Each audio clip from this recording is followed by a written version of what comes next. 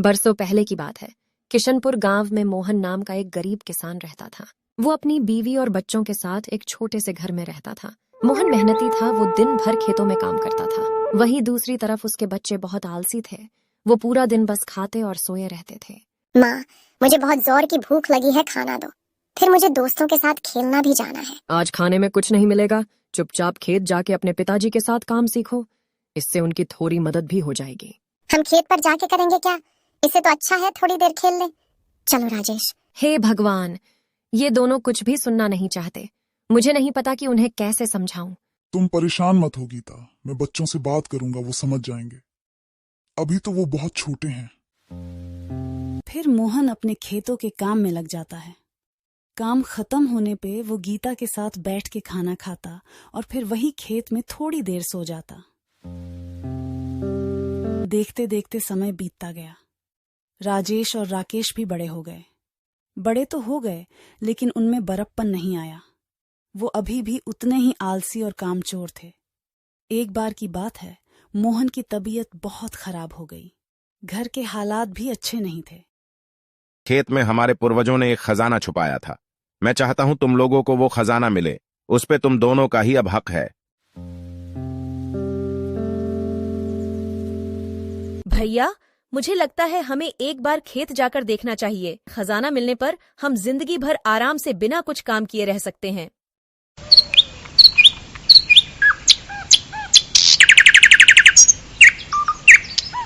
अगले दिन सुबह राकेश और राजेश दोनों खेत की ओर निकल गए। वे खजाने के बारे में सुनते ही खुशी से पागल हो गए। खेत खोदना शुरू किए। सुबह से शाम हो गया, लेकिन कुछ नहीं मिला। दोनों बहुत निराश हो गए। अगले दिन सुबह फिर दोनों भाई खजाने की खोज में निकल जाते हैं। आज तो उन्होंने पूरे खेत को खोद दिया, लेकिन फिर उन्हें हाथ लगी तो बस निराशा। दोनों भाइयों को बहुत गुस्सा आया और गुस्से से दोनों घर की ओर निकल गए। वे गुस्से से अपने पिता के कमरे के अंदर चले गए। वहां अपने पिता की हालत देख के उन्हें बहुत बुरा लगा और वे कुछ बोले बिना वहां से निकल गए। माँ, पिताजी ने हमें कहा खेत में खजाना है, लेकिन वहाँ तो कोई खजाना नहीं है। पिताजी ने ऐसा क्यों बोला?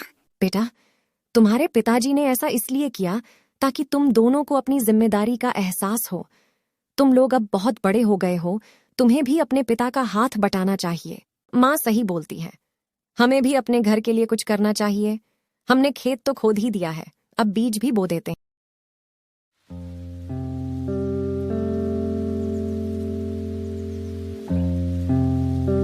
अगले दिन राकेश और राजेश बीज लेके खेत चले जाते हैं और पूरे खेत में बीज बोने लगते हैं। शाम होने पे दोनों वापस घर लौट आते। उन्हें मेहनत करता देख मोहन बहुत भावुक हो जाता है।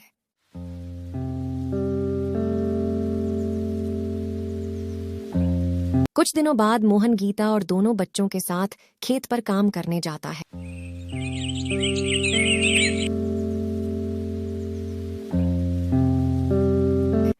वहां पहुंच के सबके खुशी का कोई ठिकाना नहीं रहता। पूरे खेत में अच्छी फसल हो गई होती है। फिर दोनों भाई फसल को बाजार ले जाते बेचने के लिए।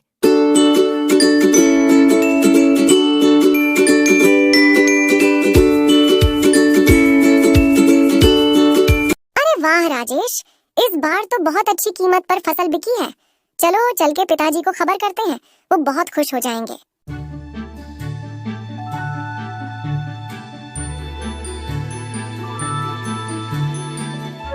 अरे राजेश, राकेश कहाँ थे? तुम दोनों सुबह से दिखाई नहीं दिए। हम आपके लिए कुछ लाए हैं।